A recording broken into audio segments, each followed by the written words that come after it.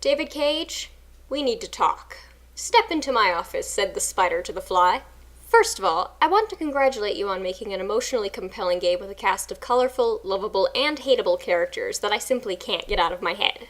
Detroit Become Human is undeniably a technological triumph and, in my opinion, a beautiful story in most regards, as long as we don't get into your ham-fisted attempts at allegory regarding slavery and civil rights. The relationships are nuanced and organic, and the choices are seemingly limitless and more impactful than any other game I've ever played. Unfortunately, this brings me to my second point. In a game with so many branching paths and different ways for relationships to form, why did you feel the need to limit everybody's favorite revolutionary to just one romantic interest? I feel the need to begin this discussion with a disclaimer. I love North. Vengeful, chaotic neutral characters are my jam, as evidenced in many of my videos, and I genuinely like the idea of her and Marcus together.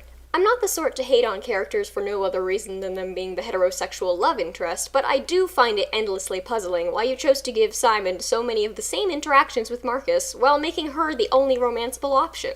Before we explore Simon and Marcus's dynamic, I find it important to address the way the player unwittingly goes about romancing North, as I think it's part of the problem itself. Those who have played Detroit Become Human know that North is a former sex bot, rented out by the Eden Club to anyone willing to pay for a night of debauchery. This left her understandably traumatized and unwilling to talk about her past upon reaching Jericho, to a point where attempting to breach the subject will lower her relationship status with Marcus should he press too early. When she does finally talk about her past, Marcus has to all but drag it out of her. There is no option to drop the subject, and the moment she reveals all, you find yourself locked into a romance with her. I find this problematic for two reasons. One, coercing a victim of abuse into sharing their story is never a good idea. And two, while their relationship isn't presented in such a way, it implies that you have some form of entitlement to survivors once they've opened up to you.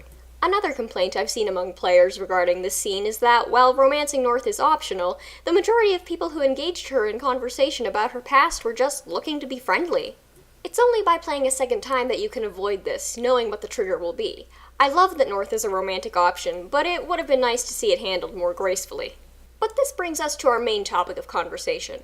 Why not Simon?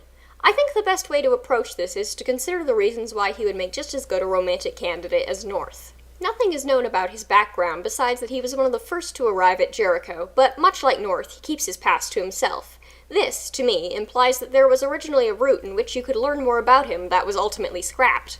Evidence to support this can be found in a Reddit interview with Cage himself, that's right Cage, I'm talking about you, in which he states that other characters were considered as options for Marcus, but such material was left out due to what he cites as overcomplication of the narrative. This is a very weak defense, in my opinion, given the sheer number of different outcomes the game already has. While it's nice to know the possibility was considered, it also feels a bit like rubbing salt in a wound. Another thing that has to be taken into consideration is Simon's behavior towards Marcus. All we know about him for sure is that he was reported missing over 2 years ago. That means he had been living and hiding at Jericho for the entire time. And yet the moment Marcus arrives and proposes his idea to rob Cyberlife, he goes against his whole MO at the drop of a hat. In the course of just a few short days, he goes from insisting that laying low is the only option to walking side by side with a revolutionary leader willing to give his life for the cause. And boy, is he willing. With the exception of maybe Connor, and that's really saying something, Simon is easily one of the most death-prone characters in the game. This in itself further proves his dedication to Marcus, who he's willing to throw himself under the bus for at any given chance. When damaged during the infiltration of Stratford Tower, he insists Marcus go on without him in order to escape. If you ignore his protests and leave him alive on the roof, he will eventually make his way back to Jericho, greeting Marcus in the following scene.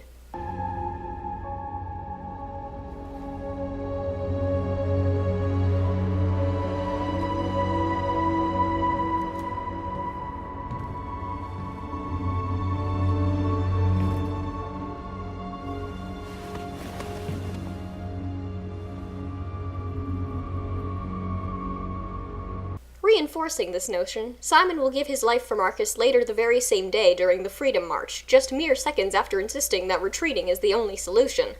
Dying here won't solve anything. Marcus, we need to go, now, before it's too late. Should you take the pacifist approach and have Marcus sacrifice himself to the police, Simon will intervene, resulting in yet another death via brutal beating, while giving Marcus and the others time to escape once again. As if that wasn't enough, his most soul-crushing death can be found in the violent route, should the revolution go awry and Marcus is badly wounded during the final battle. Provided that North hasn't made it this far into the story, Simon will literally offer up his heart to Marcus in the ultimate self-sacrifice as his biocomponents shut down. This scene is made all the more poignant with the knowledge that North will make the same sacrifice in his stead with near-identical dialogue, besides a few lines referencing their relationship. This includes the particularly touching line about their hearts being compatible, which is hard not to see as romantic coming from either of them. My final argument for Simon as a romantic candidate is one that I feel is the most important. Unlike North or Josh, Simon never once tries to shape Marcus into the person he wants him to be. North and Josh's opinion of Marcus will easily fluctuate based on his choices, but provided that you don't make him completely incompetent or an outright horrible person, Simon will support him and want only to ensure his safety. Not trying to change the person you love is one of the most crucial aspects of any relationship, especially to suit your own needs. While he does have his own preferences and will always state his opinion, the approach Marcus takes liberating their people has significantly less impact with Simon. Just come back.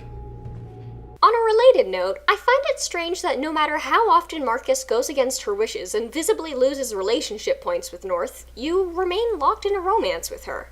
While I do like the implication of opposites attracting and two personalities balancing each other out, a recurring theme in many of my favorite pairings, it still puzzles me that there's no point where their differences will drive them apart.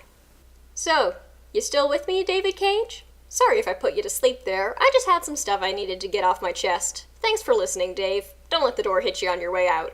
And thank you, my friendly YouTube audience, for joining me once again. Until next time, don't forget to hug your local android and keep on gaming.